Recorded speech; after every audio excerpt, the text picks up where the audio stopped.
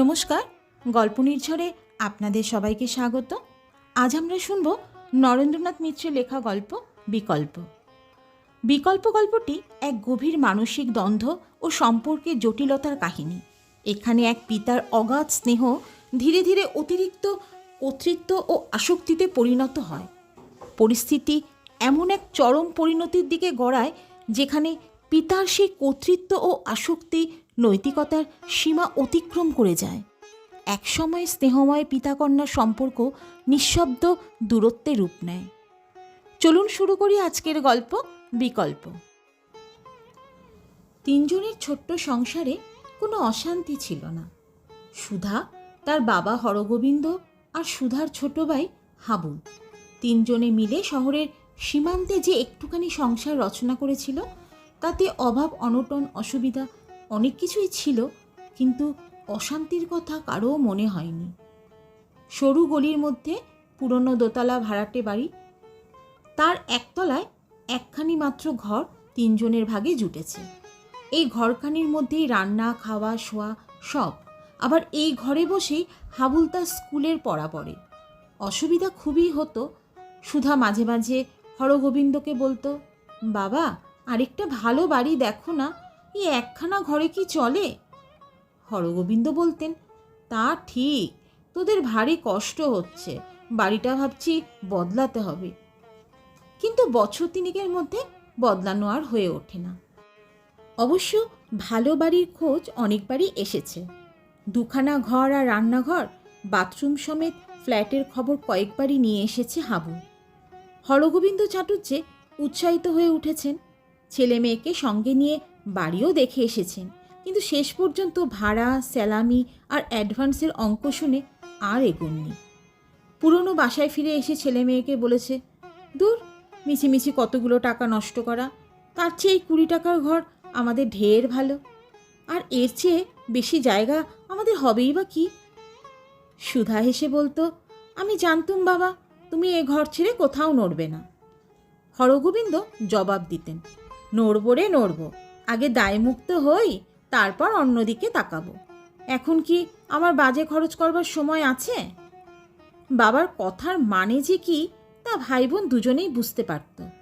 হাবুল পড়তে পড়তে দিদির দিকে একবার তাকিয়ে মুখ মুচকে হেসে ফের বইয়ে মন দিত। সুধা লজ্জিত হয়ে বলতো, বাবা, আমি বুঝি তোমার একটা দায়, তুমি কেবলই ওই এক কথা বলো? হরগোবিন্দ বলতেন, দায়ী তো, পিতৃদায়, মাতৃদায়, কন্যাদায়, কিন্তু তোকে বিদায় দিয়ে কি করে যে আমি থাকবো তাই ভাবি। সুধা একটুকাল চুপ করে থেকে বলতো, আমাকে বিদায় দেওয়ার কথা তোমাকে অত ভাবতে হবে না। আমি চলে গেলে তোমাদের চলবে কি করে?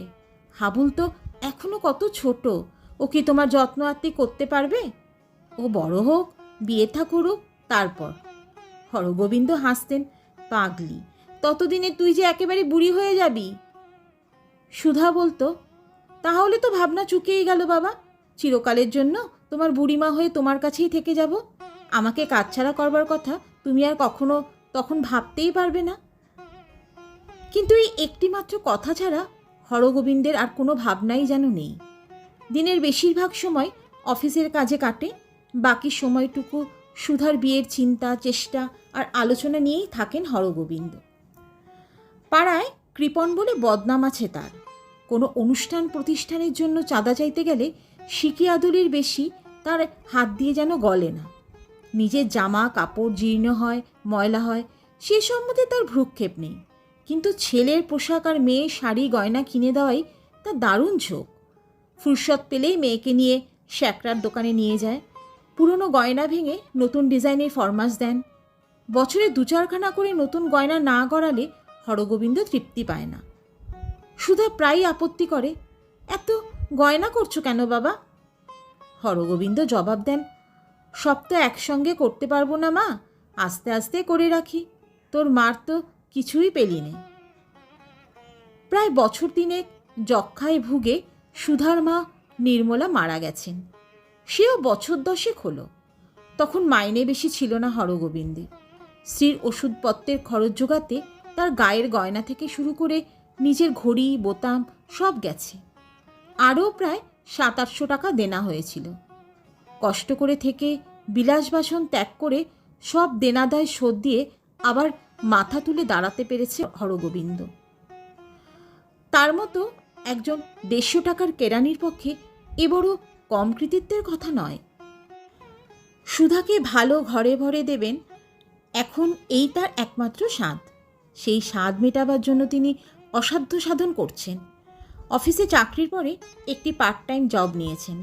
সংসার খরচের জন্য যা লাগে মেয়ের হাতে তুলে দেন, বাকি টাকাটা ব্যাংকে রাখেন। গয়নাও অল্প স্বল্প মেয়ের গায়ে থাকে, পাছে হারিয়ে যায় কি চুরি যায় সেই আশঙ্কায় বিদেশি ব্যাংকে বেশি ভাড়া দিয়ে বাকিগুলো নিরাপদে রাখেন হরগোবিন্দ। মাঝে মাঝে হাবলু সুধাকে বলে, দিদি, বাবা তোকে সবচেয়ে বেশি ভালোবাসেন। সুধা হেসে জবাব দেয়, ভারী হিংসুটে তো তুই, কিসে প্রমাণ পেলি? বাটখারায় ওজন করে দেখেছিস?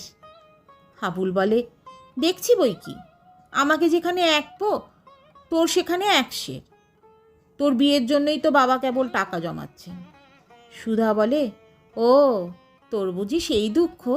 তোর বিয়ের জন্য আরেকজনের বাবা এর চেয়ে বেশি টাকা জমিয়ে তুলছে, তা জানিস? টাকাও জমে, গয়নাও জমে, বিয়েই শুধু হয় না সুধার। 3-4 বছর ধরে এত সম্বন্ধ এলো গেল, কিন্তু হরগোবিন্দের মোটেই পছন্দ হয় না। যে ছেলের রূপ আছে তার বিদ্যা কম, যার বিদ্যা আছে তার আবার বিদ্যা বিক্রির সামর্থ্য কম, আবার যার অর্থ আছে তার আবার কুল নেই। এমনি বাছাই করতে করতে সুধার বয়স 20 পেরিয়ে গেল। সুধার মাসিমা থাকেন বউবাজারে। তিনি প্রায়ই এসে হরগোবিন্দকে তিরস্কার করে যান, বলেন, জামাইবাবু এই করছেন কি? দেখে শুনে এবার মেয়ের একটা বিয়ে দিন তো, বয়স হয়ে গেছে, এখন বেশি বাজবিচার করা কি ভালো? হরগোবিন্দ জবাব দেন, কি করব বলো কমলা, তোমার মতো 4-5টি তো নয়, আমার ওই একটিমাত্রই মেয়ে, বাজবিচার একেবারে ছেড়ে দিলে কি চলে? তাছাড়া হিন্দুর ঘর, একবার ভুলভ্রান্তি হলে তো আর শোধরাবার জো নেই। সুধাও বাপের পক্ষ টেনে কথা বলে, তারও বিয়েতে ভারী অমত। হাবুল আরও বড় হোক, স্কুল ছেড়ে কলেজে ঢুকুক, নিজের শরীরের আর জিনিসপত্রের যত্ন নিতে শিখুক, তারপর বিয়ে করবে সুধা। এখন দিদিকে না হলে হাবুলের তো একদিনও চলে না। মেয়ের এই যুক্তিতর্কে মনে মনে খুশি হন হরগোবিন্দ। শুধু বাইরে চেহারাই নয়, হৃদয়টাও মায়ের মতোই পেয়েছে সুধা। ভারী কোমল মন, স্নেহভরা বুক। হরগোবিন্দ অফিসে বেরোবার আগে লন্ড্রি থেকে ধুইয়ে আসা শার্টে যখন বোতাম পরাতে বসে সুধা, কি উপর হয়ে তার পায়ের জুতা ব্রাশ করতে থাকে। দেয়ালে টাঙানো নির্মলার প্রথম যৌবনের ফটোর সঙ্গে মেয়েকে মিলিয়ে দেখেন হরগোবিন্দ। আকৃতি প্রকৃতিতে ঠিক একেবারে দ্বিতীয় নির্মলা। তেমনি পিঠভরা কালো চুলের রাশ, তেমনি শ্যামলা গায়ের রং, আর ঠিক তেমনি নাক, চোখ, ঠোঁটের চিবুকের ছাঁদ। সুধার মায়ের সঙ্গে যে তার এত মিল আছে তা ওর মাসি মেশো স্বীকার করতে চায় না।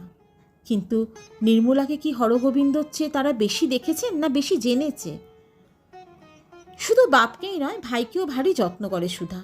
হরগোবিন্দের মনে হয় নির্মলা বেঁচে থাকলেও যেন হাবুলের এত বেশি যত্ন হতো না।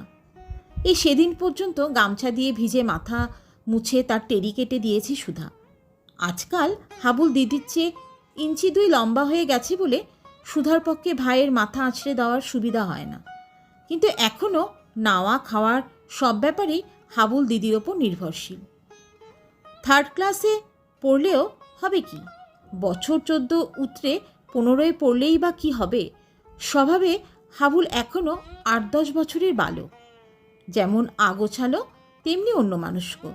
ওর বইপত্র খাতা কলম কোথায় থাকে, স্কুলের সময় সব খোঁজ পড়ে। অফিসে যাওয়ার সময় হরগোবিন্দ যেমন ব্যস্ত হতে থাকেন, সুধা সুধা হাবুলও তেমনি স্কুলে যাওয়ার সময় ডাকে, দিদি দিদি। রান্না রেখে কি হাতের অন্য কাজ ফেলে সুধাকে তৎক্ষণাৎ উঠে আসতে হয়। বিয়ের কথায় ও যে হাবুলের নাবালকত্বের দোহাই দেয় তা একেবারে অযথা বলা চলে না। হরগোবিন্দ সন্তান বৎসল কম নয়। ঠিকই জি যেদিন কাজ কামাই করে তিনি নিজের হাতে বালতি করে জল টানেন, মেয়েকে উনুন ধরিয়ে দেন। সুধা আপত্তি করে বলে, আচ্ছা বাবা, তুমি যদি এসব করবে তো আমি আছি কি জন্যে? 2 বালতি জল কি আমি তুলতে পারি না? হরগোবিন্দ মাথা নেড়ে বলেন, না পারো না। জল তুলতে গিয়ে তোমার মোমের মতো তুলতুলে হাতে যদি কড়া পড়ে যায়, তোমার শ্বশুর শাশুড়ি কি আমাকে খোঁটা দিতে ছাড়বেন? আর শুধু কি শ্বশুর শাশুড়ি, তাদের সুপুত্রটিও আমাকে ছেড়ে কথা কইবেন না। সুধা লজ্জিত হয়ে মুখ নিচু করে বলেন, কি যে বলো বাবা? উনুন ছাড়াও একটি স্টোভ আছে ঘরে, কিন্তু পারতপক্ষে সেটা সুধাকে হরগোবিন্দ ধরাতে দেন না। যদি কোনো বিপত্তি ঘটে, যদি কোনো খুঁত হয়ে যায়, তাহলে মেয়ের কি আর রক্ষা আছে? প্রথম প্রথম ঘরের মেঝে ঢালা বিছানা করে ছেলে মেয়েকে নিয়ে একসঙ্গেই শুতেন হরগোবিন্দ। এক পাশে তিনি, মাঝখানে হাবুল, আর এক পাশে সুধা। কিন্তু একদিন ঘুমের ঘোরে গোল গোল করে দিদির গায়ে লাথি ছুড়ল হাবুল। সুধা না ঠেকালে হাবুলের কপালে সেদিন কি হতো তা বলা যায় না। মেয়ের জন্য ছেলেকে মারতে পারলেন না হরগোবিন্দ, কিন্তু আচ্ছা করে বকুনি লাগালেন। তারপর একটা ছোট্ট তক্তপোষ কিনে এনে সুধার আলাদা বিছানার ব্যবস্থা করে দিলেন। তার কোনো আপত্তি শুনলেন না, কেবলই বলতে লাগলেন, যদি চোখে মুখে লেগে যেত তাহলে কি হতো? সুধা বললে, মরে যেতাম একেবারে। আমার কি এমনই মোমের শরীর যে একটা টোকা পর্যন্ত সইতে পারি না? হরগোবিন্দ বললেন, কেন সইবি? মেয়ে হয়ে যখন জন্মেছিস, জীবনভর কত কি সইতে হবে। কিন্তু আমার কাছে যতদিন আছিস, একটু আঁচড়ও তোর গায়ে আমি লাগতে দেব না। তক্তপোষে শোয় সুধা, আর নিচে হাবুলকে নিয়ে থাকেন হরগোবিন্দ। কিন্তু হরগোবিন্দ ঘুমন না, শুয়ে শুয়ে মেয়ের সঙ্গে গল্প করতে থাকেন। তার সে প্রথম জীবনের গল্প, প্রথম যৌবনের গল্প। স্কুল কলেজ, বন্ধু বান্ধব, সাঁতার শিকার, দেশভ্রমণ, আরও দুঃসাহসিকতার কাহিনী। সুধার মায়ের কথাও ওঠে। মেয়ের কাছে কিছুই গোপন করেন না হরগোবিন্দ। মেয়ে এখন তার বান্ধবীর মতো। নির্মলা সেই প্রথম বয়সের মান অভিমান, শাড়ি গয়নার আবদার, খুঁটি নাটি নিয়ে কলহ মিলনের কাহিনী, এসব গল্প সুধা বহুবার শুনেছে, কিন্তু কোনো কথা বলে না। বাবাকে একবারও বাধাও দেয় না। তারপর অতীত থেকে ভবিষ্যতে চলে যান হরগোবিন্দ। সুধার ভাবি ঘর সংসারে চিত্র আঁকেন। মেয়ে শ্বশুরবাড়িতে কত ছলে কতবার করে যাবেন, শ্রদ্ধাভাজন হয়ে জামাইয়ের সঙ্গে কীরকম বন্ধুর মতো ব্যবহার করবেন, বছরে কবে মেয়ে জামাইকে নিয়ে কলকাতার বাইরে সমুদ্র কি পাহাড়ের ধারে বেড়াতে বেরোবেন, তার জল্পনা কল্পনা চলে। জামাই পেশায় কি হবে, ডাক্তার না উকিল, প্রফেসর না ইঞ্জিনিয়ার, সে সম্বন্ধে মেয়ের মতামত জিজ্ঞাসা করেন হরগোবিন্দ। তার গায়ের রং, চোখ মুখের গড়ন, শরীরের দৈর্ঘ্য সম্বন্ধেও মেয়ের মত নিতে তিনি ছাড়েন না। হরগোবিন্দ এত জিজ্ঞাসার, এত জল্পনা কল্পনার উত্তরে সুধা সংক্ষেপে বলে, তোমার পছন্দই আমার পছন্দ বাবা, তুমি যেমন চাইবে তেমনই হবে। ছেলে মেয়েকে নিয়ে হরগোবিন্দ বেশ ছিলেন। তাদের এই ছোট্ট সংসারে আত্মীয় স্বজন বন্ধুবান্ধব কারোরই বিশেষ কোনো স্থান ছিল না। যেন বাইরের জগতের কাউকে দিয়ে তেমন কোনো প্রয়োজন নেই হরগোবিন্দ, কিংবা যেটুকু প্রয়োজন আছে সেটুকু শুধু বাইরের প্রয়োজন। কাগজের হকার, দুধওয়ালা, কয়লাওয়ালা, মুদি, ট্রামবাসে কন্ডাক্টরের মতনই স্বজন বন্ধু পাড়াপড়শির সঙ্গে ব্যবহার করতেন হরগোবিন্দ। তারা কেউ এলে 2 মিনিট যেতে না যেতেই তিনি তাদের বুঝিয়ে দিতেন, তৃতীয় কি চতুর্থ মিনিটে তাদের ঘরে আগন্তুকের আর থাকবার দরকার নেই। হরগোবিন্দের ঘনিষ্ঠ আত্মীয়দের মধ্যে সবচেয়ে যারা কাছে থাকেন, তার শালিকা কমলা আর ভাইরা ভাই মণিময় চক্রবর্তী, তারা পর্যন্ত এসে অস্বস্তি বোধ করতেন। বেশিক্ষণ টিকতে পারতেন না। কমলা বোনপো বঞ্জিকে মাঝে মাঝে নিয়ে নিজের কাছে রাখতে চাইতেন, কিন্তু আজ নয় কাল বলে একটা না একটা অজুহাত হরগোবিন্দ প্রায়ই তার অনুরোধ এড়িয়ে যেতেন।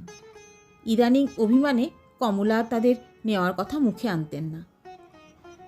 ছুটি ছাটার দিনে হরগোবিন্দ নিজেই মাঝে মাঝে ছেলে মেয়েকে নিয়ে বেড়াতে বেরোতেন। কোনো দিন আত্মীয় স্বজনের বাড়ি, কোনোদিন চিড়িয়াখানা, জাদুঘর, কোনোদিন বা গঙ্গার ধার দিয়ে ঘুরে বেড়াতেন। বছরে একবার করে সিনেমা, আরেকবার করে সার্কাস বরাদ্দ ছিল সুধা ও হাবুলের জন্য। হরগোবিন্দ নিজেই ওদের সঙ্গে করে নিয়ে যেতেন। তাদের মাঝখানে আর কেউ আসুক বা আর কেউ থাকুক, তা তিনি একটা বড় পছন্দ করতেন না। তবুও চতুর্থ ব্যক্তির আবির্ভাব ঘটল। ডাক্তার নয়, উকিল নয়, প্রফেসর, ইঞ্জিনিয়ার কিছু নয়, সে নেহাতি সাধারণ একজন প্রাইভেট টিউটর। নাম ইন্দুভূষণ দাস। তার বয়স 26-27, রং কালো, আকার মাঝারি, চোখ ছোট, নাক চ্যাপ্টা। সুপুরুষ তাকে কিছুতেই বলা চলে না, বরং স্বভাব এত শান্ত আর নিরীহ যে পুরুষ বলতেও দ্বিধা হয়। 3rd ক্লাস থেকে 2nd ক্লাস প্রমোশন পেল বটে হাবুল, কিন্তু কোনো বিষয়ে নম্বর ভালো পেল না। ইংরেজিতে টেনে টুনে পাশ করেছে, অঙ্কে পাশের নম্বর পর্যন্ত পায়নি। সুধা বলল, বাবা, আমাকে না হয় 2nd ক্লাস থেকেই পড়া ছাড়িয়ে এনে ঘরে বসিয়ে রেখেছ, হাবুলকে তো আর সেটা পারবে না, ওকে তো পড়াতেই হবে। কিন্তু শুধু স্কুলের ওপর যদি ভরসা করো, ওর কিছু হবে না, তা আমি বলে দিচ্ছি। হরগোবিন্দ বললেন, তাহলে কি করতে হবে আমাকে?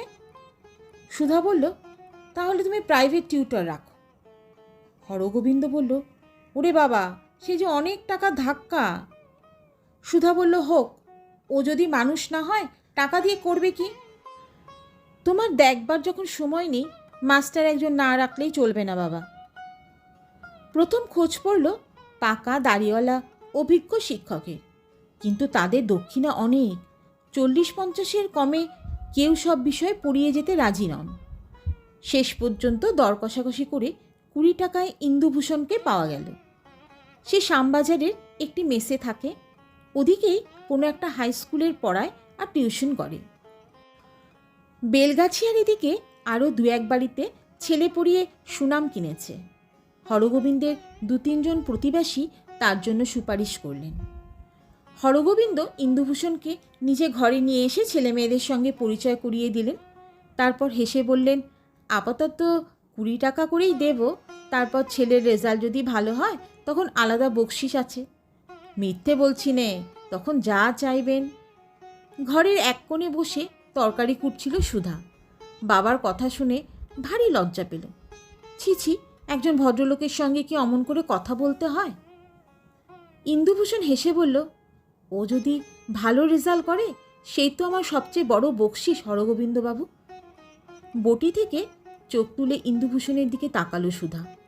তার ঠোঁটে তখন হাসি লেগে রয়েছে। সুধার মনে হলো এমন শান্ত সুন্দর হাসি সে জীবনে কারো মুখে দেখেনি। তাছাড়া পাল্টা জবাবটাও ভারী চমৎকার লাগলো। এমন কথা যে কোনো পেশাদার শিক্ষকই হয়তো বলেন, কিন্তু সুধার মনে হলো এমন অন্তর দিয়ে কেউ বলতে পারতেন না। পরদিন থেকে রোজ সন্ধ্যায় ইন্দুভূষণ হাবুলকে পড়াতে আসে। সুধা নিজের খাটের ওপর ফর্সা চাদর পেতে শিক্ষক ছাত্রের বসবার আসন করে দেয়। ইন্দুভূষণ হাবুলকে এক মনে পড়াতে থাকে। ঘরে যেন আর দ্বিতীয় কেউ নেই। এতটা মনোযোগ সুধার কেন যেন ভালো লাগে না। ডালে সম্বরা দিতে দিতে সে হঠাৎ জিজ্ঞাসা করে, রান্নার গন্ধে আপনার খুব কষ্ট হচ্ছে না?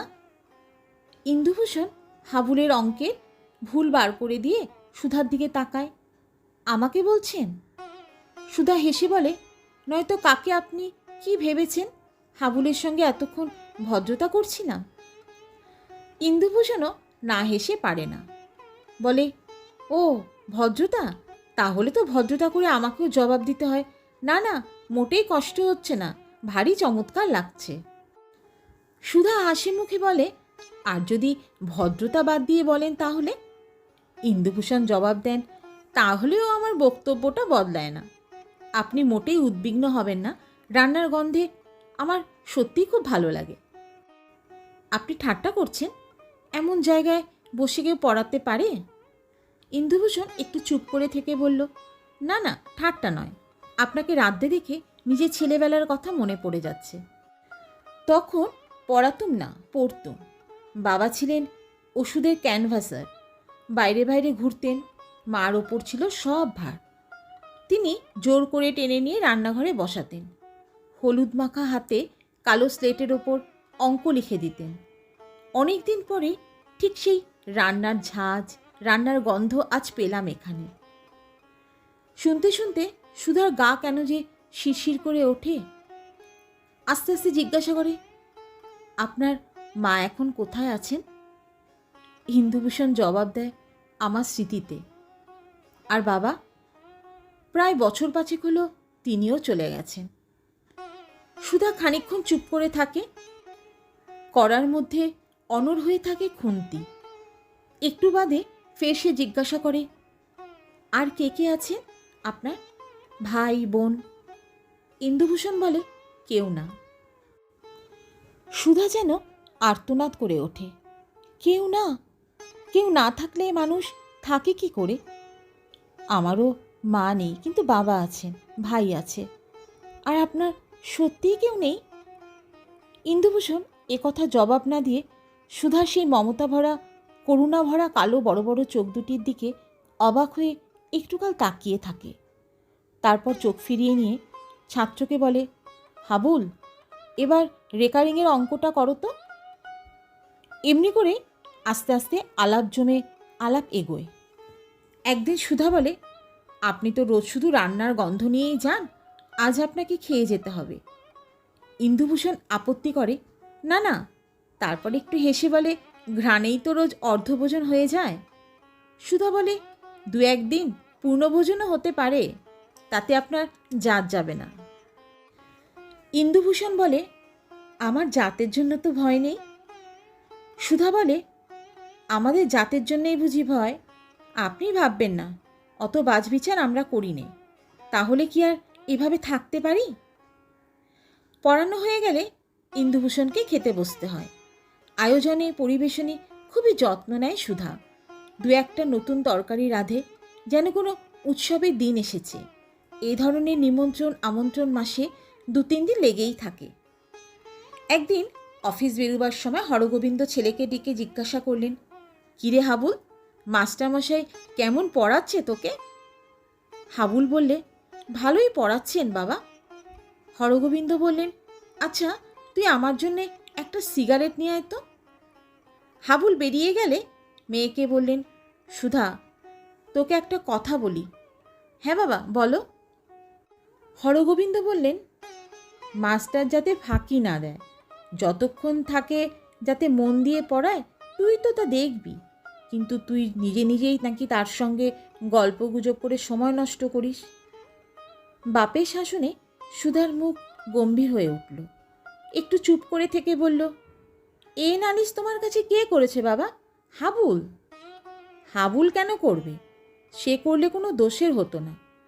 কলতলার অন্য ভাড়াটেরা সব আলোচনা করছিল, তাই কানে গেল। সুধা বললে, এর আগে অন্য কারো কথা তো তুমি কানে তুলতে না বাবা?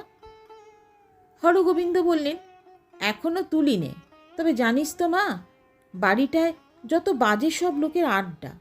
তাছাড়া আমার ঘরে আর তো কোনো মেয়ে ছেলে নেই, তাই আমাদের একটু সাবধান হয়ে চলাই ভালো। বেশ, তুমি যদি বলো তাই চলবো বাবা। হ্যাঁ, তাই চলিস। আর অত খাওয়ানো দাওয়ানোরই বা কী দরকার? কোনো উপলক্ষ টুপলক্ষ হলে বললি, সে এক কথা। সুধা বলল, বেশ। কলতলায় বাথরুমে বাড়ির আরও সব ভাড়াটেরা ঘরে ইন্দুভূষণের সঙ্গে তার ঘনিষ্ঠতা নিয়ে যে ফিসফিস গুজগুজ শুরু করেছে, তা সুধার কানেও গেছে। তারই প্রায় সমবয়সী কোণের ঘরের রেনু সেদিন গায়ে পড়ে হেসে বলছে, কি ভাই, মাস্টারমশাই শুধু হাবুলকে পড়ান না তোমাকেও পড়ান? সুধা গম্ভীরভাবে জবাব দিয়েছে, আমাকেও পড়ান। দোতলার সরকারদের ছোট বউ সুলতা কাছেই ছিল। সে সঙ্গে সঙ্গে হেসে জিজ্ঞাসা করছে, ও মা, তাই বলো? তা কোন ক্লাসের পড়া পড়ান তোমাকে? বিএ ক্লাসের বুঝি? বলতে বলতে হেসে রেনুর গায়ে গড়িয়ে পড়েছিল সুলতা। সুধা কোনো কথা না বলে জল নিয়ে ঘরে চলে এসেছে। কিন্তু শুধু বৌঝিরাই নয়, এবাড়ির 5 ঘর ভাড়াটের নানা বয়সী পুরুষেরা পর্যন্ত ব্যাপারটা সম্বন্ধে উৎসুক হয়ে উঠেছে। সুধা যাদের কাকাবাবু মেসোমশাই বলে সেই প্রৌঢ় কম্পাউন্ডার পঞ্চানন সরকার, আর পোস্ট অফিসের কেরানি হীরালাল গাঙ্গুলি, রেল অফিসের বীরেশ্বর মিত্র, সুধা যাদের নামের সঙ্গে দাদা যোগ করে ডাকে, সেই বাসু, রণজিৎ আর সুরেন সকলেরই কানে গেছে। চোখ পড়েছে বিষয়টা। তাদের ভাব, ভঙ্গি, হাসি আর তাকাবার ধরন দেখলেই সুধা টের পায় সকলেই যেন কিছু একটা মনে মনে আন্দাজ করেছে। এতদিন হরগোবিন্দকে সবাই বলতো দাম্ভিক, অমিশুক, অসামাজিক। সুধাকেও তাই বলতো, বেশি রকম দেমাকি, অহংকারী। তারপর সকলেই তাদের সম্বন্ধে উদাসীন হয়ে থাকত। সুধা আজও সেই উদাসীনই রয়েছে, কিন্তু অন্য সবাই যেন আগের মতো আর দূরে সরে থাকতে পারছে না। বাবা আর ভাই ছাড়া তৃতীয় আরেকটি পুরুষের সঙ্গে সুধার সামান্য আলাপ হয়েছে বলে এই গোটা বাড়িটা যেন তাদের ছোট্ট ঘরখানির মধ্যে হুমড়ি খেয়ে পড়তে চাইছে। শুধু যে তারাই সুধার সম্বন্ধে সচেতন হয়ে উঠেছে তাই নয়, সুধাও তাদের সম্বন্ধে অচেতন থাকতে পারছে না। এ বাড়িতে যে এতগুলো লোক থাকে তা কি সুধা এতদিনে টের পেয়েছে? শুধু এ বাড়িটাই বা কেন, তাদের গলির আরও 2-3খানা বাড়ির মেয়ে পুরুষে পর্যন্ত জেনে ফেলেছে কথাটা। ইন্দু মাস্টার সম্বন্ধে তাদের খোঁজ খবর নেওয়ার ধরন দেখেই সুধাচা বুঝতে পেরেছে যেন প্রাইভেট টিউটার আর কারো বাড়ি আসে না, তার সঙ্গে বাড়ির আর কোনো মেয়ে কি বউরা কথা বলে না। যেন এ পাড়ার একটি ছেলের সঙ্গে একটি মেয়ের এই সর্বপ্রথম আলাপ হয়েছে। কিন্তু অন্য কারোর বাঁকা কটাক্ষে, খোঁচা দেওয়ার কথায় সুধার যেন কিছু এসে যায় না। বাবা যে তাকে আরও একদিন সতর্ক করে দিলেন, তাতেই সুধার মনে একটু লাগলো। হরগোবিন্দ বললেন সুধাকে, একটু সাবধান হয়ে চলিস, তোর ঘরে তো মা নেই, আর কাজকর্ম ফেলে বেশিক্ষণ ঘরে বসে থাকা আমার পক্ষেও সম্ভব নয়। তোর নিজেকেই বুঝে সমঝে চলতে হবে মা।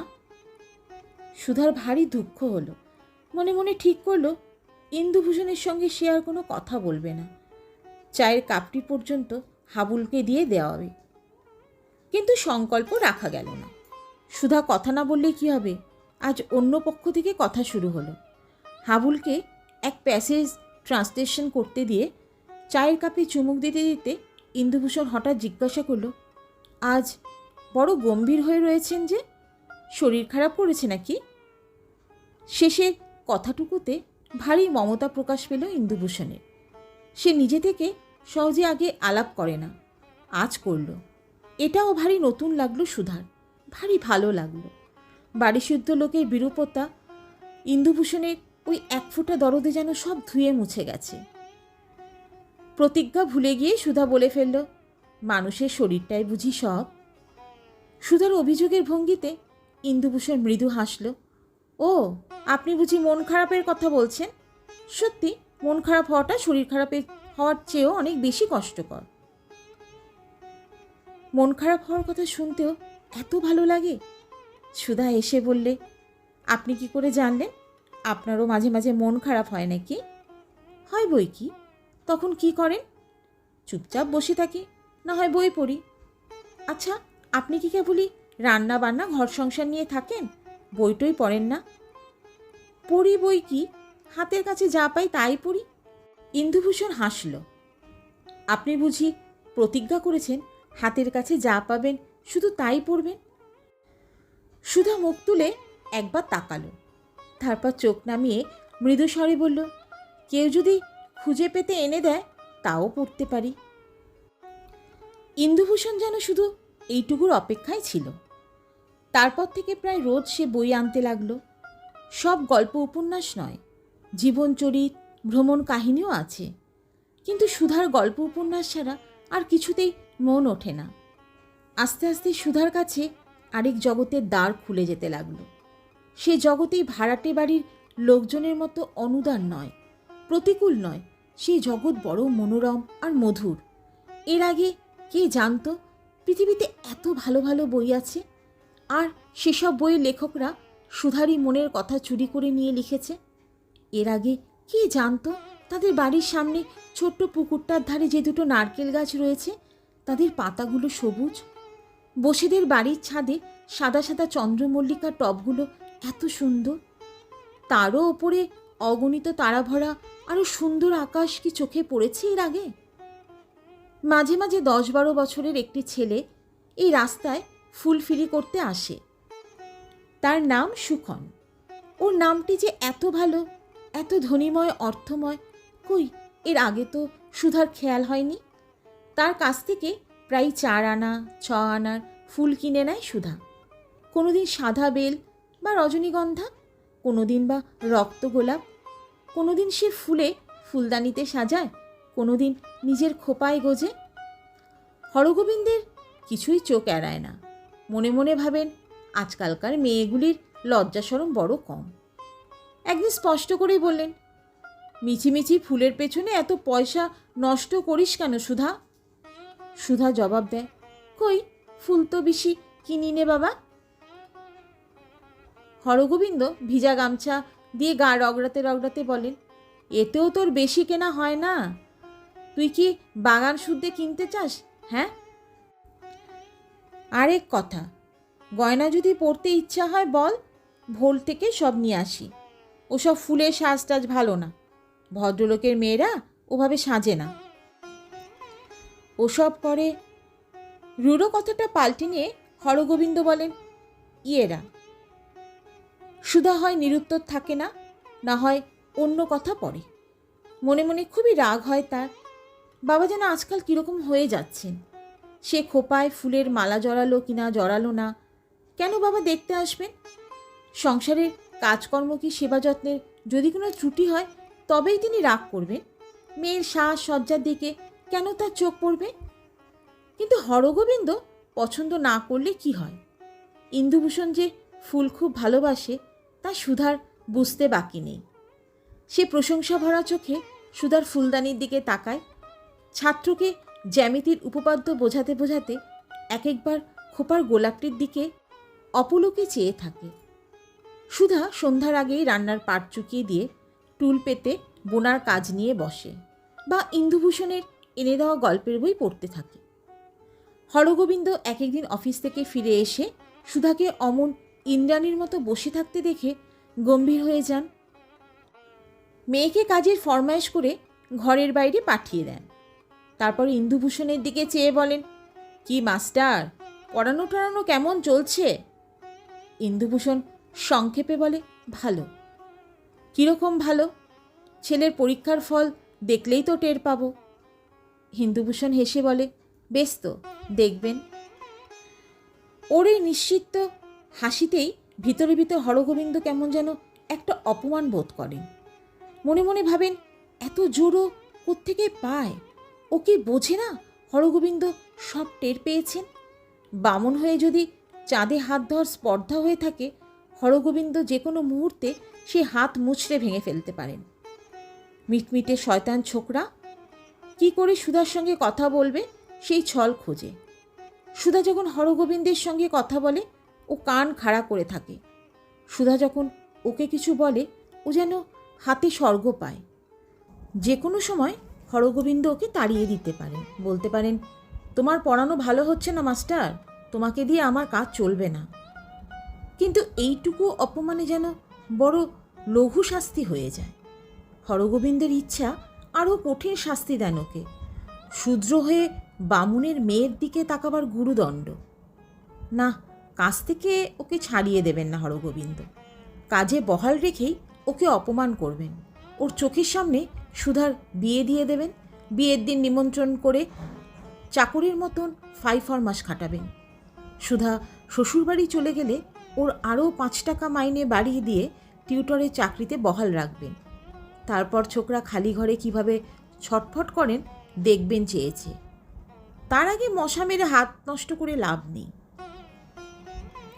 শত্রু নির্যাতনের সহজ পথ হরগোবিন্দের মনোভূত হয় না। অফিসে যারা তার বিরুদ্ধে ক্লিক করে তাদেরও তিনি এমনি বহুদিন ধরে ঘুরিয়ে ঘুরিয়ে জব্দ করেন। তাতে শত্রুকে শাস্তি দেওয়ার সুখানুভূতি দীর্ঘস্থায়ী হয়। যেই লজেন্স চুষে খাওয়ার জন্য তা তিনি চিবিয়ে খেতে চান না। বরানগরে মুখুজ্যদের সঙ্গে যে সম্বন্ধটা চলছিল তা তিনি পাকা করে ফেললেন। ছেলেটি এজি বেঙ্গলে চাকরি করে, নিজস্ব বাড়ি আছে শহরে। তার বাবা মেয়ে দেখে পছন্দ করে গেছেন। ছেলে নিজেও এসে দেখবে কিনা জিজ্ঞাসা করায় বলেছেন, ওসব বেয়ারাপনা আমাদের ফ্যামিলিতে নেই মশাই। ছেলে আগে দেখবে কি, দেখবে সেই শুভ দৃষ্টির সময়। সুধার ঠিকুজি নিয়ে মুখুজ্জে মশাই কুলপুরোহিত দিয়ে পরীক্ষা করিয়ে জেনেছেন একেবারে রাজ্যট। এমন মিল আর কোনো কনের ঠিকুজিতে পাননি। সুধার মতন এমন সুলক্ষণ আর কোনো মেয়ের মধ্যে মেলেনি। ঠিকুজি আর মেয়ের মুখশ্রী দেখেই এগিয়েছেন মুখুজ্জে মশাই, নইলে হরগোবিন্দের সামাজিক অবস্থা বিচার করলে এতদূর অগ্রসর হওয়ার কারণ ছিল না। রাত্রে খাওয়া দাওয়া সেরে ঘরের মেঝে যখন বাবা আর হাবুলের জন্য বিছানা পাতবার উদ্যোগ করছিল সুধা, হরগোবিন্দ তক্তপোষে পা ঝুলিয়ে সিগারেট টানতে টানতে বললেন, বরানগরের সম্বন্ধটাই ঠিক করলাম সুধা। বেশি বড়লোকের পেছনে ছুটোছুটি করে লাভ নেই। নিজের শক্তি সামর্থ্যে যা কুলোয় তাই করা ভালো। দেখে শুনে মনে হলো ওরা আমাদের মতোই গেরস্থ, ঠাকুর দেবতা ধর্মকর্ম মানে, আমাদের সঙ্গে বেশ মিলবে। পাকা দেখার দিন ঠিক করবার আগেই তোর মাসিকে একবার খবর দিতে হবে। শত হলেও এসব কাজ মেয়ে ছেলে না হলে। হাবুলের জন্যে একটি আর হরগোবিন্দের জন্য জোড়া বালিশ পেতে দিয়ে সদ্য সাবান কাচা পরিষ্কার ঢাকনি সেই বালিশের ওপর বিছিয়ে দিল সুধা। ছোট ভাইয়ের দিকে চেয়ে বলল, বসে বসে ঝিমুচ্ছিস কেন হাবুল, এবার শুয়ে পড়। হরগোবিন্দ বললেন, আমার কথা জবাব দিচ্ছিস নে যে? সুধা বললে, জবাব দেওয়ার কি আছে, ওসব বিয়ে টিয়ের মধ্যে তোমার গিয়ে কাজ নেই। গিয়ে কাজ নেই মানে? কেন, সম্বন্ধ কি তোর পছন্দ হচ্ছে না? ছেলেটির ফটো তো তোকে আমি দেখিয়েছি, বেশ সুন্দর স্বাস্থ্যবান চেহারা। আমার অফিসের বন্ধুরাও এই সম্বন্ধর বেশ তারিফ করলো। সুধা বলল, সেজন্যে নয় বাবা, আমি কোনোদিন বিয়ে করব না, আমি তোমার কাছেই থাকব। হরগোবিন্দ সস্নেহে বললেন, তাই কি হয় রে পাগলি, তুই চলে যাবি ভেবে আমারও কি কষ্ট হয় না? খুবই হয়, কিন্তু হলে কি করব, এই তো সংসারের নিয়ম। মেয়েকে পরের ঘরে পাঠাতেই হবে, সেই পরই তার আপন। সেই ঘরে গিয়ে তুই যদি স্বামী সন্তান নিয়ে সুখে থাকতে পারিস সুধা, তাতেই আমার সুখ, তাতেই আমার শান্তি। সুধা বাবার মশারি টাঙিয়ে দিতে দিতে বলল, তুমি এবার শুতে যাও বাবা। হরগোবিন্দ বললেন, যাচ্ছি রে যাচ্ছি, আমার কথার জবাব দে তাহলে বরানগরের। সুধা বললে, না বাবা, আমি এ ধরনের সুখ শান্তি চাই নে। সিগারেটের টুকরোটা জানলা দিয়ে ফেলে দেওয়ার জন্য হরগোবিন্দ তক্তপোষ ছেড়ে উঠে এসেছিলেন। সেই অবসরে আলো নিভিয়ে নিজের মশারিটা ফেলে দিয়ে সুধা নিজেই শুয়ে পড়ল, যেন সব আলোচনার এতেই ছেদ পড়ে যাবে। মেয়ের এই ব্যবহার দেখে মনে মনে ভারী চটলেন হরগোবিন্দ। এত স্পর্ধা ওর হলো কোত্থেকে? অবশ্য বিয়ের নামে সুধা এর আগেও আপত্তি করত, কিন্তু সে আপত্তির সুর ছিল অন্য ধরনের। এখনকার মতো এমন একগুঁয়ে স্বভাব তো তখন ছিল না সুধা, এমন উদ্ধত ভঙ্গিও তখন দেখা যায়নি। হরগোবিন্দ শুতে গেলেন না, মেয়ের মশারির কাছে দাঁড়িয়ে গলা যথাসাধ্য নরম করে বললেন, তুই না চাইলেও আমি না চেয়ে পারি নে। বাপ হয়ে নিজের স্বার্থের জন্য তোকে চিরকাল আইবুড়ো করে রাখবো, তোর জীবনটা নিষ্ফল করে দেব, এ কথা যে আমি ভাবতেও পারি নে সুধা। তোর কিসে অমত তাই বল। বরানগরে ওই সম্বন্ধ যদি তোর পছন্দ না হয়, তাহলে ভবানীপুরের সে ওভারসিয়ার ছেলেটিরই তাহলে ফের খোঁজ করি। সুধা মশারির ভেতর থেকে বললে, না বাবা, তোমার আর কোনো খোঁজ খবর করতে হবে না। হরগোবিন্দ ধৈর্য হারিয়ে হঠাৎ বলে ফেললেন, তার মানে? তুমি নিজেই বুঝি খোঁজ খবর করে রেখেছ? গুণবতী মেয়ে কি না? বেশ, কাকে পছন্দ করেছো তুমিই বলো। সুধা চুপ করে রইল। হরগোবিন্দ বললেন, বলে ফেলো, আজই একটা হেস্তনেস্ত হয়ে যা। বলি, তার নাম ধাম তো আমাকে জানাবি নাকি?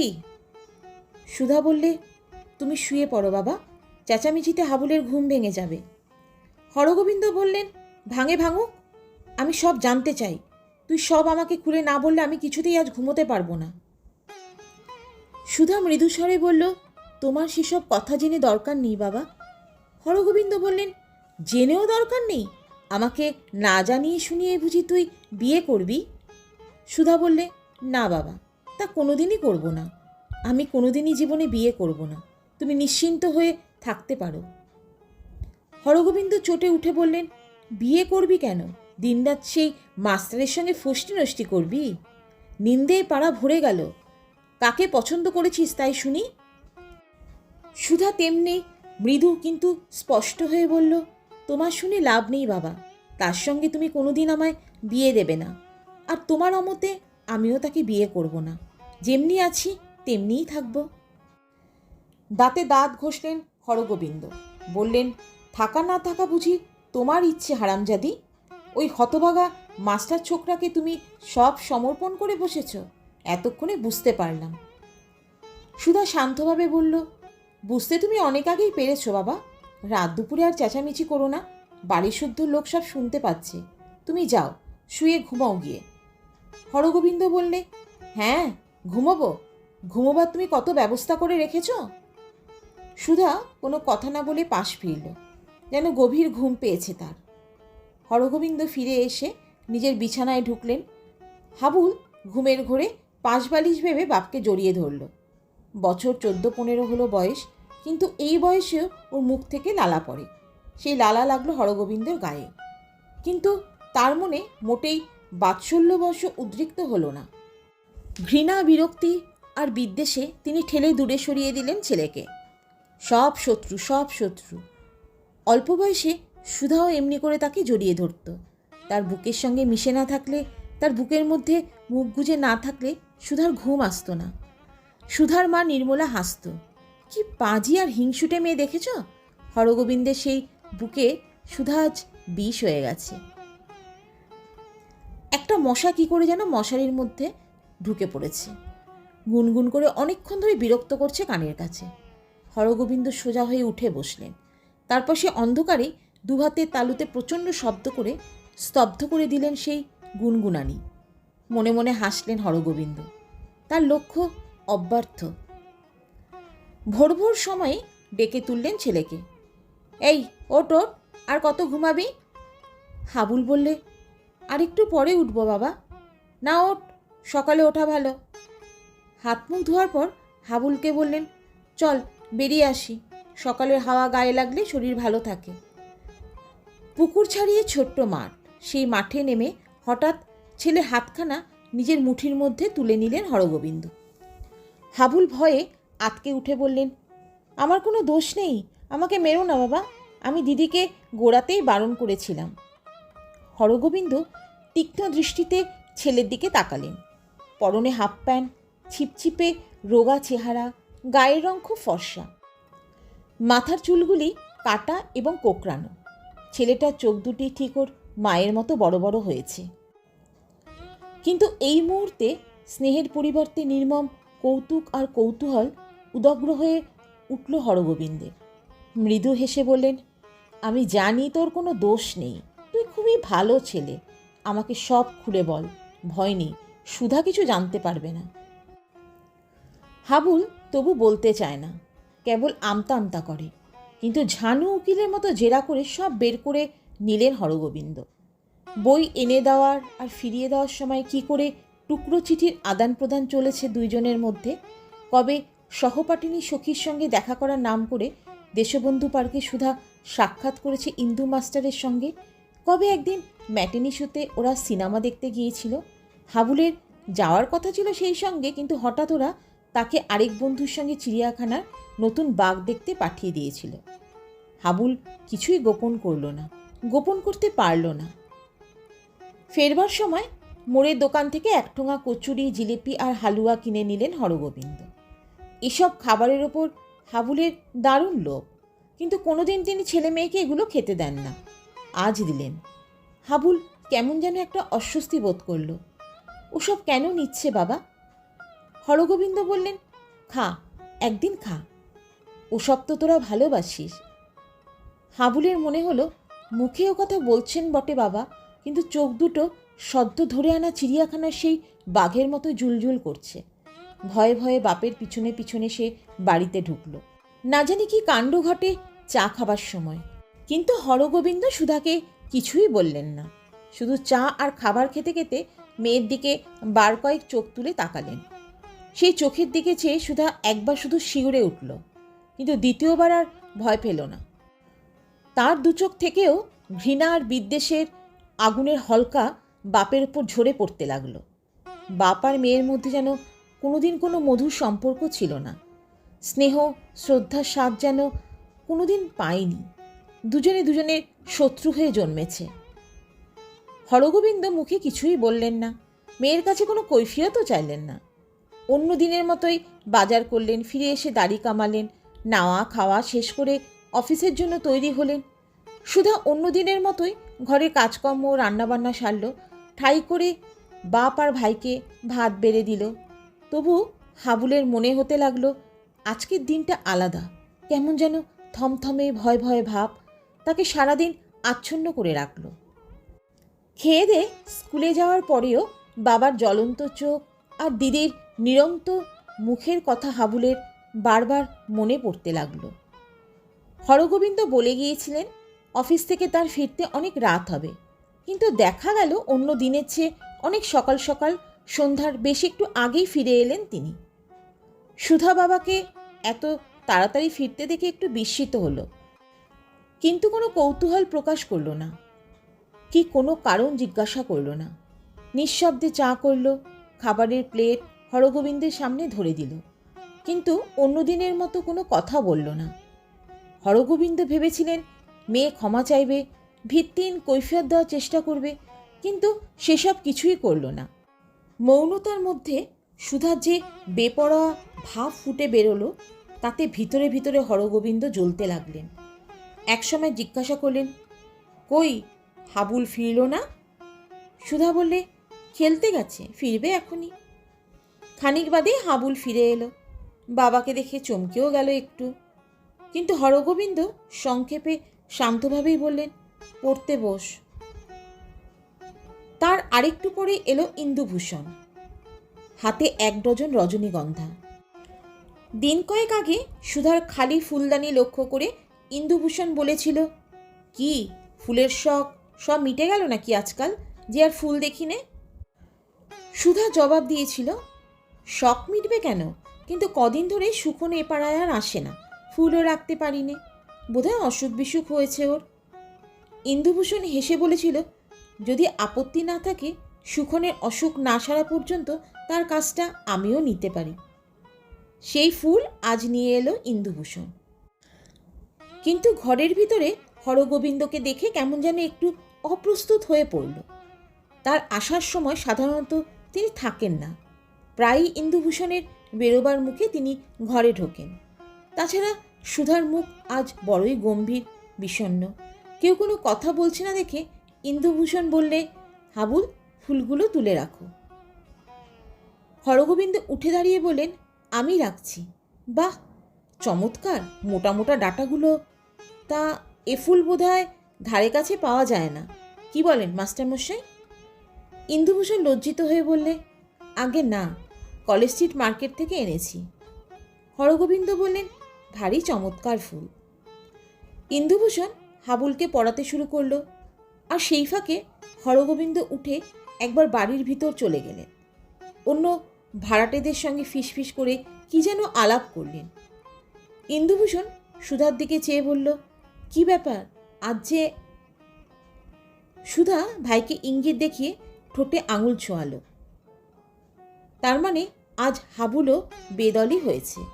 আরও সাবধান, আরও সতর্ক হবার প্রয়োজন রয়েছে সুধা আর ইন্দুভূষণের। খানিকক্ষণ বাদে হরগোবিন্দ ফিরে এসে নিজের জায়গায় তেমনি স্থির হয়ে বসলেন। ইন্দুভূষণ অন্য দিনের তুলনায় আজ কিছুক্ষণ বেশি সময় নিয়ে বেশি যত্ন করে পড়ালো ছাত্রকে। তারপর পরের দিনের জন্য অঙ্ক আর ট্রান্সলেশনের টাস্ক দিয়ে বিদায় নিয়ে বেরুতে হরগোবিন্দ এলেন পিছনে পিছনে। মাস্টার চলো, তোমাকে একটু এগিয়ে দিয়ে আসি, তোমার সঙ্গে আমার একটা কথা আছে। সুধা এতক্ষণ চুপ করেছিল, এবার দোরের কাছে এসে দাঁড়িয়ে তীক্ষ্ণ কণ্ঠে বলল, ওকে যা বলবার আমার সামনে বলো বাবা, ওকে তুমি কিছুতেই অপমান করতে পারবে না। হরগোবিন্দ বললেন, অপমান করব কেন? শুধু দু একটা কথা জিজ্ঞাসা করে নেব। কি মাস্টার, তোমার কি ভয় হচ্ছে? ইন্দুভূষণ একবার সুধার দিকে তাকালো, তারপর হরগোবিন্দর দিকে চেয়ে বললে, না, ভয় কিসের, চলুন। পুকুর ছাড়িয়ে সেই ছোট্ট মাঠ পেরিয়ে নির্জন সরু অন্ধকার গলি। সেই গলির মুখে হরগোবিন্দ হঠাৎ থমকে দাঁড়ালেন। তারপর ইন্দুভূষণের মুখোমুখি দাঁড়িয়ে বললেন, মাস্টার, তোমার পেশাটা কি সত্যি করে বলো তো? ছেলে পড়ানো না মেয়ে বকানো? ভয়ে ইন্দুভূষণের বুক কাঁপছিল, কিন্তু মুখের বড়াই অত সহজে ছাড়ল না। বলে, আপনার ও ধরনের কথার জবাব দিতে আমি প্রস্তুত নই। আচ্ছা, আমরা তোমাকে প্রস্তুত করে নিচ্ছি, বলে গুটি কয়েক ছায়া মাঠের ভিতর থেকে এগিয়ে এলো। এদের কাউকে কাউকে চিনতে পারল ইন্দুভূষণ। এরা সুধার সেই প্রতিবেশী দাদার দল, একই বাড়ির ভাড়াটে। ইন্দুভূষণ ভয় পেয়ে বলল, কি মতলব আপনাদের, মারবেন নাকি? একজন বলল, না না, আমরা শুধু জবাবটুকু বের করে নেব। আরেকজন উপমা দিয়ে বুঝিয়ে বলল, টিউব টিপে শুধু পেস্টটুকু বের করে নেব দাদা। হরগোবিন্দ তাদের সঙ্গে আসছিলেন। একজন বলল, মেসোমশাই, আপনাকে আর আসতে হবে না, আমরা আপনাকে ঠিক সময়ে খবর দিয়ে আসব। খবর পাওয়া গেল সপ্তাহখানেক বাদে। হাসপাতালে জ্বর বিকারে মৃত্যু হয়েছে ইন্দুভূষণের। প্রথমে দিন কয়েক মেসেই পড়েছিল। আহত অবস্থায় কালা যেন মেসবাড়ির দরজায় পৌঁছে দিয়ে গিয়েছিল তাকে। প্রথমে মেসের লোকেরা তেমন গ্রাহ্য করেনি। তারপরে অবস্থা খারাপ হওয়ায় কয়েকজন তাকে হাসপাতালে জেনারেল ওয়ার্ডে ভর্তি করে দিয়ে আসে। সুধা 7 দিন ধরেই ছটফট করছিল, কিন্তু হরগোবিন্দ কড়া পাহারা বসিয়েছিলেন দোরগোড়ায়। কেউ তাকে ঘর থেকে বেরোতে দেয়নি। খবরটা সকলেই চাপতে চেষ্টা করেছিল, তবু চাপা রইল না। বাড়ির ছেলেদের ফিসফিসানির ভিতর দিয়ে সে খবর সুধার কাছে ভেসে এলো। সুধা কাঁদল না, চেঁচামেচি করল না, শুধু দিন 2 বিছানায় উপুর হয়ে পড়ে রইল। শুকনো কালো একরাশ চুল পিঠের ওপর ছড়ানো, তার ফাঁকে সুন্দর তনুদেহ থেকে থেকে কেঁপে উঠতে লাগল। হরগোবিন্দ পাশে এসে দাঁড়িয়ে ডাকলেন, সুধা। সুধা কোনো জবাব দিল না। হরগোবিন্দ মেয়ের পিঠে আস্তে আস্তে হাতখানা রাখলেন। সুধা কোনো সাড়া দিল না। হরগোবিন্দ বললেন, সুধা, তুই আমাকে বিশ্বাস কর, এতটা যে হবে আমি ভাবতে পারিনি। আমরা ওকে শাস্তি দিতে চেয়েছিলাম, সরিয়ে দিতে চাইনি। সুধা কোনো মন্তব্য করল না। তৃতীয় দিনে সুধা ফের উঠে দাঁড়ালো। তারপর আবার সংসারের কাজে হাত দিল। ভাই স্কুল আর বাপের অফিসে রান্না রাঁধতে বসল। ওপর থেকে সবই ঠিক আগের মতোই চলতে লাগলো, কিন্তু ভিতর থেকে কোনো কিছুই আগের মতো রইল না। একটি মেয়ে রাঁধে বাড়ে, ঘর গুছোয়, বিছানা পাতে, সবই করে। হরগোবিন্দ চেয়ে চেয়ে দেখেন, এ যেন তার চির আদরের সুধা নয়, তারই একখানা অবিকল পাথরের প্রতিমূর্তি। সেই মূর্তির চোখ আছে, তাতে পলক নেই। সেই মূর্তির অপরূপ 2টি সুন্দর রক্তাভ ঠোঁট আছে, কিন্তু তাতে স্নেহ, মমতা, প্রীতি, শ্রদ্ধার চিহ্নমাত্র নেই। এই পাথর আর বরফের দেশে হাবুল বেশিক্ষণ থাকতে পারে না। তার যেন নিঃশ্বাস বন্ধ হয়ে আসে। শুধু খাওয়া আর শোয়ার সময় ছাড়া সারাটা দিন বাইরে বাইরেই থাকে। কিন্তু হরগোবিন্দকে তার চেয়ে বেশিক্ষণ থাকতে হয়। মেয়ের ভাবভঙ্গি দেখে এখনও তার গায়ে জ্বালা ধরে, মনে রাগ হয়, কিন্তু রাগ প্রকাশ করতে কোথায় যেন বাধে। আস্তে আস্তে সব দাহ প্রদাহ, সব উত্তেজনা ঠান্ডা হয়ে আসে। এক সীমাহীন শীতল সমুদ্রের মধ্যে তারা দুজনে যেন জনপ্রাণীহীন, তৃণশস্যহীন 2 দ্বীপ। শুধু দূর থেকে একজনকে আরেকজনের চোখে পড়ে। পারাপার হবার মতো মাঝখানে কোনো সেতু নেই, খেয়া নেই। একদিন হরগোবিন্দের চোখে পড়ল সুধা বেশভূষা সব ছেড়ে দিয়েছে। কালো পাড়ে শাড়ি পরে, হাতে 2 গাছি চুড়ি ছাড়া আর কোথাও কোনো গয়না নেই। সোনার গয়নাও না, ফুলের গয়নাও নয়। আরেকদিন খাওয়ার সময় লক্ষ্য করলে সুধা শুধু ডাল তরকারি দিয়ে খেয়ে উঠেছে। মাছ মাংস ছুঁয়েও দেখছে না, সব বাপ আর ভাইকে দিয়ে দিচ্ছে। হরগোবিন্দ কিছুক্ষণ স্তব্ধ হয়ে থেকে বললেন, মাছ খেলি না কেন সুধা? সুধা বললে, খেতে ইচ্ছে করে না।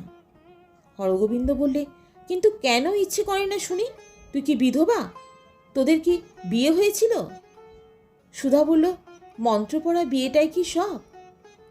হরগোবিন্দ বললেন, ছিছি, বাপের সামনে এ কথা বলতে তো লজ্জা হলো না? সুধা নির্বিকারভাবে বলল, তুমি শুনতে চাইলে তাই বললাম। জিজ্ঞাসা করতে তোমারও তো লজ্জা হয়নি বাবা? হরগোবিন্দ কিছুক্ষণ চুপ করে থেকে বললেন, তোর সব মিথ্যে কথা সুধা, কেবল জেদ করে এসব কথা বলছিস। এমনি করে আমার ওপর শোধ নিতে চাইছিস? কিন্তু তুই আমাকে দিনরাত পুড়িয়ে মারছিস কেন?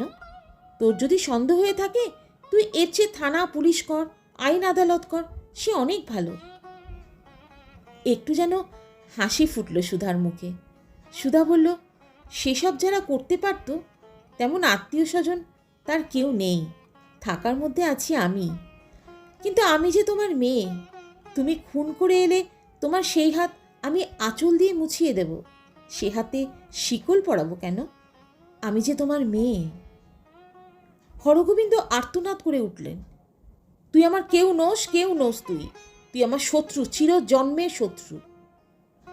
কিছুদিন চুপচাপ থাকবার পর হরগোবিন্দই ফের এগিয়ে আসতে চেষ্টা করেন। মৃত সম্পর্ককে আবার যেন উজ্জীবিত করে তুলতে চান। নিজের থেকে কথা আরম্ভ করেন হরগোবিন্দ। রাত্রে শুয়ে শুয়ে আগের মতোই পুরনো দিনের কথা তোলেন। সুধার মায়ের গল্প, মাসির বাড়ির গল্প, কিন্তু বাপের স্মৃতি কথায় সুধার আর কোনো আগ্রহ নেই। হরগোবিন্দ কথা বলে যান, তক্তাপোষ থেকে সুধার কোনো সাড়া মেলে না। হরগোবিন্দ বলেন, ও সুধা, ঘুমালি নাকি? সুধা অতি সংক্ষেপে জবাব দেয়, মাছ ধরার গল্প, নৌকাডুবির গল্প, বিদেশ বিভুয়ের নানা রকম দুঃসাহসিক রোমাঞ্চকর কাহিনী শুরু করেন হরগোবিন্দ। যেসব কাহিনী সুধা উৎকর্ণ হয়ে রুদ্ধশ্বাসে শুনত, আর সেসব গল্পে তার কোনো কৌতূহল নেই। হাসির গল্পে সুধা আর হাসে না, ভূতের গল্পে ভয় পায় না, ঘর সংসারের আলোচনায় কোনো উৎসাহ আগ্রহ প্রকাশ করে না। কিছুতেই সেই আগের মতো আলাপ জমাতে পারে না হরগোবিন্দ। সেদিন অফিস থেকে তাড়াতাড়ি ফিরে এলেন তিনি। 3খানা সিনেমার টিকিট একেবারে কিনে নিয়ে এসেছেন। হরগোবিন্দ বললেন, চল যাই সুধা, কতদিন ছবি দেখি নে। মধুমালতীর মতো এমন চমৎকার বই শিগগির আর আসেনি। কথায় কথায় গান, তুই তো গান ভালোবাসিস। ছেলেকে ইশারা করেন হরগোবিন্দ। হাবুল ভয়ে ভয়ে এগিয়ে গিয়ে বলে, চলো না দিদি। সুধা জবাব দেয়, আমাকে বিরক্ত করিস না হাবুল, তোদের ইচ্ছে হয় তোরা যা। অনুরোধ উপরোধ ছেড়ে হরগোবিন্দ ফের রাগারাগি শুরু করেন, কিন্তু কোনো ফল হয় না। শেষ পর্যন্ত টিকিট 3খানা টুকরো টুকরো করে ছিঁড়ে ফেলেন তিনি। জাদুঘর, চিড়িয়াখানা, লেক কি গঙ্গার ধারে বেড়াতে যাওয়ার প্রস্তাবেও আর কান দেয় না সুধা। বলে, তোমরা যাও। আরেকদিন ভরি 3 ওজনের একগাছি হার কিনে নিয়ে এলেন হরগোবিন্দ। ধানের ছড়ার ডিজাইন, নতুন উঠেছে। বললেন, পরে দেখ সুধা, তোকে ভারী চমৎকার মানাবে। সুধা বাপের দিকে একটুকাল তাকিয়ে আস্তে আস্তে বলল, কেন মিছিমিছি টাকাগুলো নষ্ট করলে বাবা? আমি তো ওসব পড়া ছেড়ে দিয়েছি। ছেড়ে দিয়েছিস? দাঁত কিরমির করতে থাকেন হরগোবিন্দ, কিন্তু কোনো ফল হয় না। বাপের স্নেহের যেমন প্রত্যাশা করে না সুধা, তেমনি শাসনকেও ভয় করে না আর। নিষ্ফল আক্রোশে হরগোবিন্দ মাঝে মাঝে আগুনের মতো জ্বলে ওঠেন, আবার গভীর নৈরাশ্যে বরফের মতন ঠান্ডা হয়ে যান। একদিন বউবাজার থেকে সুধার মাসি কমলা এলো খোঁজ নিতে। সুধাকে নিয়ে যাবার জন্যে অনেক সাধাসাধি করল, কিন্তু সে কিছুতেই যাবে না। বিরক্ত হয়ে হাল ছেড়ে দিয়ে কমলা হরগোবিন্দকে তিরস্কার করে বলল, জামাইবাবু, আপনি কি ধারার মানুষ বলুন তো? এমন হাত পা কোলে করে বসে আছেন কেন? জোর করে বিয়ে দিন মেয়েটা, যেমন করে হোক, যার সঙ্গে হোক বিয়ে দিন। হরগোবিন্দ বললেন, সেই বরানগর মুখুজ্জেরা তো পিছিয়ে গেল। কমলা বলে, যাবে না? ভাঙচি দেওয়ার লোকের অভাব আছে এখানে? ভালো চান তো এই বাড়ি ছাড়ুন, পাড়া ছাড়ুন, কলকাতা শহরে কি আর জায়গা নেই? কমলা শুধু রূপবতী নয়, বুদ্ধিমতীও। ভেবে চিনতে তার পরামর্শ নেওয়াই ঠিক মনে করলেন হরগোবিন্দ। উত্তর ছেড়ে চলে গেলেন দক্ষিণে। কালীঘাটের সদানন্দ রোডে 75 টাকা দিয়ে ফ্ল্যাট ভাড়া করলেন। 2খানা শোবার ঘর, রান্নাঘর, বাথরুম সব আলাদা। মেয়ে জামাই এসে মাঝে মাঝে যদি বাস করে, কোনো অসুবিধা হবে না।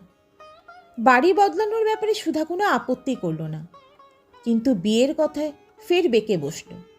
সুধা বলল, তুমি আমাকে তাড়িয়ে দিতে পারো, সরিয়ে দিতে পারো, কিন্তু জোর করে বিয়ে তুমি আমাকে কিছুতেই দিতে পারবে না, তাহলে চরম কেলেঙ্কারি হবে। মেয়ের মূর্তি দেখে ভয় পেয়ে গেলেন হরগোবিন্দ। ওকে বিশ্বাস নেই, ও এখন সব করতে পারে। আবার কিছুদিন চুপ করে রইলেন হরগোবিন্দ, চুপ করে রইল সুধা। দুজনের মাঝখানে শব্দহীন দুঃসহ শৈত্যপ্রবাহ বয়ে যেতে লাগলো। সুধাকে এখন আর বাপ ভাইয়ের সঙ্গে এক ঘরে থাকতে হয় না, সে আলাদা ঘর পেয়েছে। মাঝে মাঝে জানলা দিয়ে মেয়ের সেই ঘরের দিকে তাকিয়ে দেখেন হরগোবিন্দ। দেখবার মতো কিছু নেই, দামি কোনো আসবাবপত্র সে ঘরে রাখতে দেয়নি সুধা, এমনকি একখানা তক্তপোষ পর্যন্ত না।